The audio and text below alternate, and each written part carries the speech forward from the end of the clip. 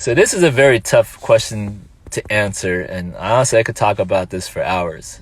First, I like to say that a bad coach is very subjective. It's kind of your opinion, based off your experience, based off of what your perception is. So like, I could be a bad coach, and there are probably people out there that think I'm a bad coach, and there's probably people out there that think I'm a great coach. And it's just based off their experience and their whatever.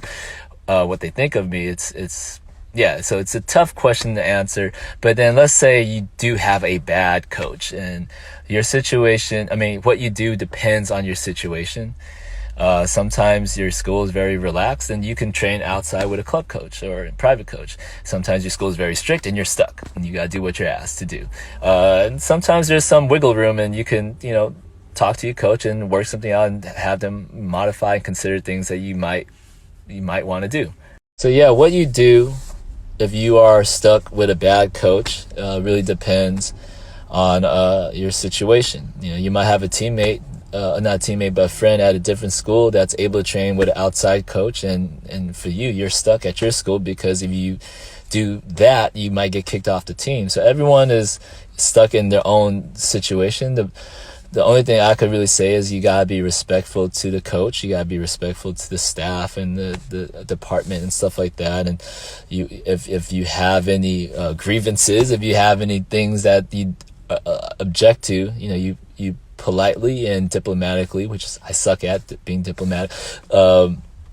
State your point, state your case, and try to come up with a win-win situation for everyone. Remind them that you care about the team and program, but you also want to make sure that, you have a positive experience.